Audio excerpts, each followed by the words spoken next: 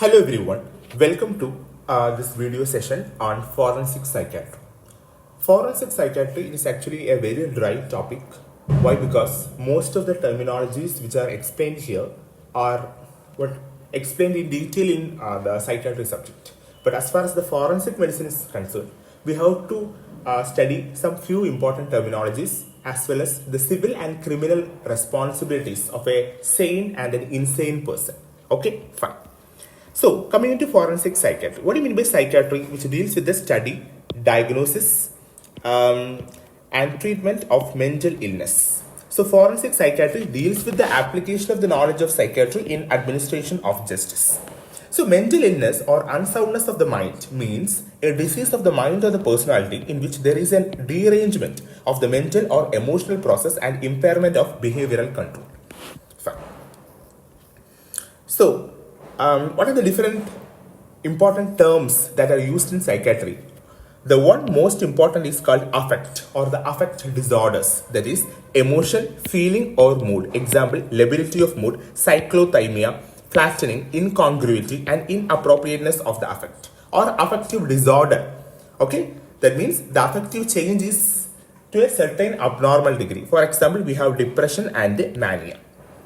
Coming to delirium. What do you mean by delirium? Delirium is nothing else but it is a disturbance of consciousness in which orientation is impaired, the critical faculty is blunted or lost, and thought content is irrelevant or inconsistent. For example, alcohol withdrawal syndrome. That means a chronic alcoholic not taking alcohol for some days or few hours will present with a delirium tremens.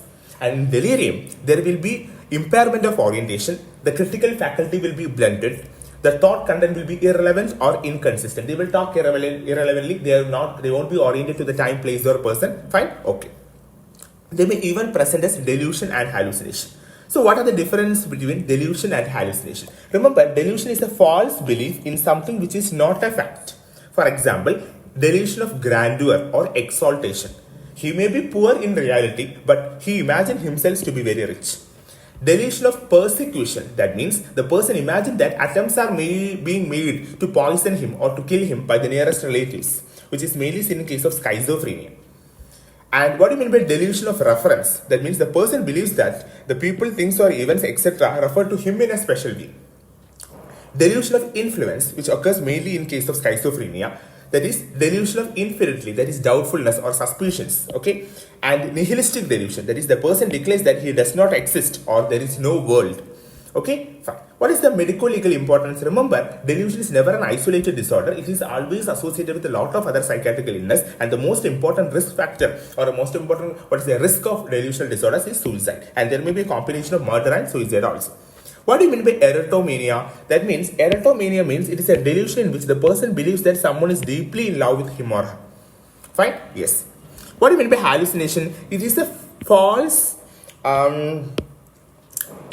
sense perception without any external object or stimulus to produce. Remember, it is sensory. For example, visual hallucination, okay, auditory hallucinations, olfactory hallucination, gustatory and tactile hallucinations. You know, tactile hallucination occurs in case of cocaine intoxication, that is called as Magellan syndrome or formication. Okay, that is the patient will complain that some insects are crawling under his skin.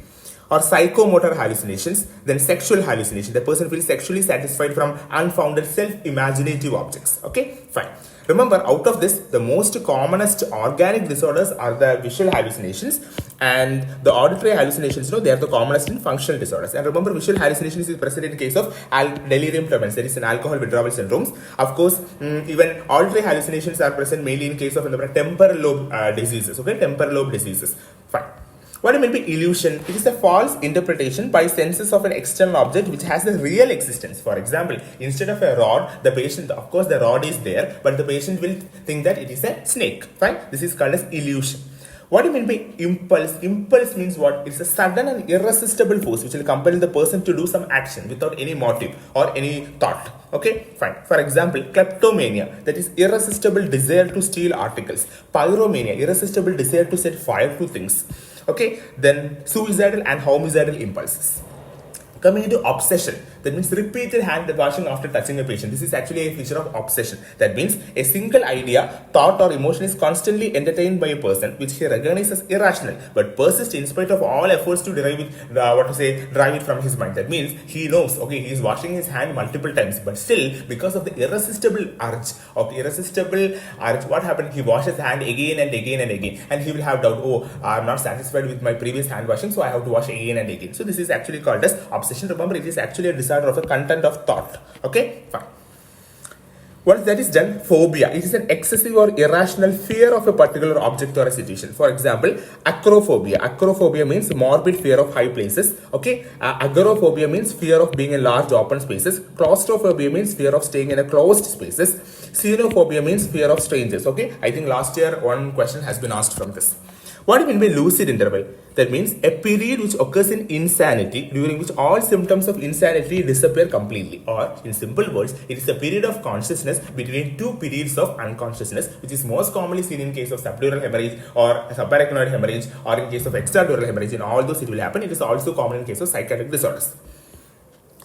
What do you mean by oneiroid states? Oneiroid state means it is a dream-like state which lasts for days or weeks. What do you mean by twilight states? It is a state of diminished awareness of acts of relatively short duration which has no recollection. The patient won't be able to recollect the past events, but for a very short period of time, he will be in a state of diminished awareness. It is also called as psychomotor automatism. Okay, fine. What is the difference between psychosis and neurosis? Out of that, which is more significant? Which is more worst? That is, remember, it is psychosis. Why? Because in neurosis, the insight will be present, contact with the reality will be present, empathy will be present. Okay, empathy will be present, and it is usually a minor syndrome. Whereas empathy, contact with the reality, insight, all these are absent in case of psychosis, and actually, it is a very severe condition. Fine. Okay.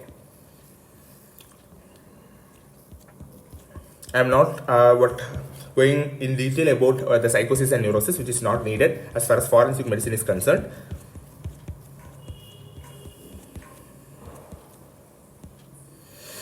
Okay, how will you differentiate between a real mental illness and a feigned illness? Okay, that means a cooked up illness. Okay, fine. So remember, the onset in a real mental illness will be gradual, where it is sudden here. The motive will be absent. There is no history of commission of crime. There is the commission of crime. There is a motive will be present in case of feigned mental illness. Predisposing factors will be usually absent in case of feigned mental illness, and signs and symptoms will be usually uniform. Okay, but remember, in feigned mental illness, the symptoms, the patient will show the symptoms only when we are observing the patient. The mood will be excited, depressed, or fluctuating, and facial expression will be peculiar. Insomnia will be present. But remember, the patient sleeps only after a day or two in case of a feigned mental illness. Habits will be dirty and filthy. And the frequent examination, the patient won't mind in case of a real mental illness. But feigned mental illness, the patient will be afraid. Okay, whether we will find that he is malingering. Fine.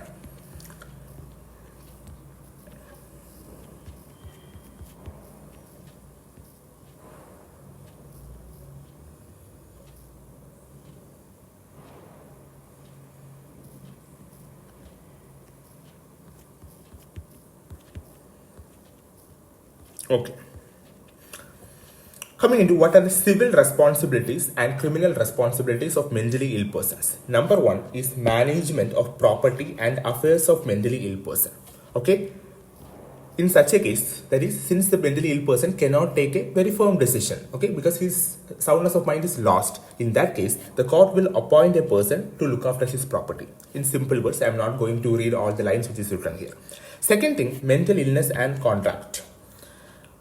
Mental illness which develops subsequent to the contract does not make it invalid unless the performance of service becomes impossible. That means, the contract which is made between a mentally ill person and a normal person is valid unless the mentally ill person has been completely recovered from the disease. For example, patient A is mentally ill, patient B is normal. There is a contract between A and B that is of course valid. When it will be invalid, suppose the A has completely recovered from the disease, and then this contract will be completely invalid. Then regarding mental illness and marriage contract, remember at the time of marriage, if either party is incapable of giving a valid consent due to mental illness, okay, or not capable of giving a valid consent because he is suffering from some mental disorder or has been suffering from recurrent attacks of unsoundness of mind or epilepsy, in such a case also the marriage contract will be invalid. Then competence of mentally ill person to be a witness. Remember, since he will not be able to understand the question, he will not be able to give rational answers to the questions, what to say, he cannot be, as per Indian evidences, he cannot be produced as a witness. Then coming into consent and mental illness. See, consent, for example, in a mentally unsound person, if he is giving consent for any, what to say, sexual intercourse, everything, it is considered to be invalid. What do you mean by testamentary capacity? It is a mental ability of person to make a valid will. Okay, remember, in a mentally ill person, the person cannot make a valid will, so the testamentary capacity is zero or it is nil in case of a mentally ill person. Okay, fine. Coming into criminal responsibilities. What do you mean by mens rea? Mens rea means the guilty state of mind. Okay, actus reus means the actual forbidden physical act which causes the death. What are the tests for determining the criminal responsibility? Number one is called McNaughton's rule. Very, very important. Without knowing the complete rule, that is the McNaughton's rule, you can't go for the exam. In practical exam, definitely the examiner will ask this question, which will decide whether you have to pass or not in forensic medicine. Fine. Okay. What is McNaughton's rule? The McNaughton's rule states that an accused person is not legally responsible if it is clearly proved that at the time of committing the crime, he was suffering from such a defect of reason from abnormality of mind that he did not know the nature and quality of act he was doing, or that what he was doing was wrong. That means a mentally ill person who do an offense, no, it is not considered as an offense. He can't be what? Charged. Okay, he can't be produced in the court. Why? Because he is not aware of the act that he is doing, or he is not aware that what he is doing is wrong at the time. And this is actually mentioned in section 84 of Indian Penal Code. That is, okay, this is actually the rule, but in Indian IPC section 84, what it is done, that is, there is a modification of McNaughton's rule. That is, nothing is an offense which is done by a person who at the time of doing it, by reason of unsoundness of a mind, is incapable of knowing the nature of the act, or that he is doing what is either wrong or contrary to that law. Okay, this is how to just mug up these two rules. Okay, and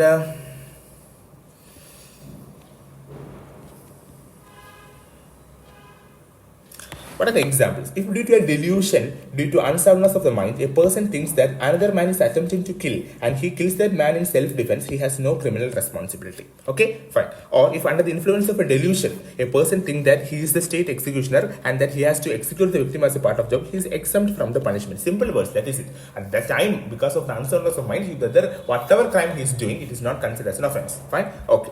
What is the problem with the McNaughton's rule? That for deciding that a person is of unsoundness of mind, only the intellectual factors are taken into considerations. The emotional, delusional beliefs, hallucinations, all those are not taken into consideration in case of McNaughton's rule. This is one of the major drawback of McNaughton's rule.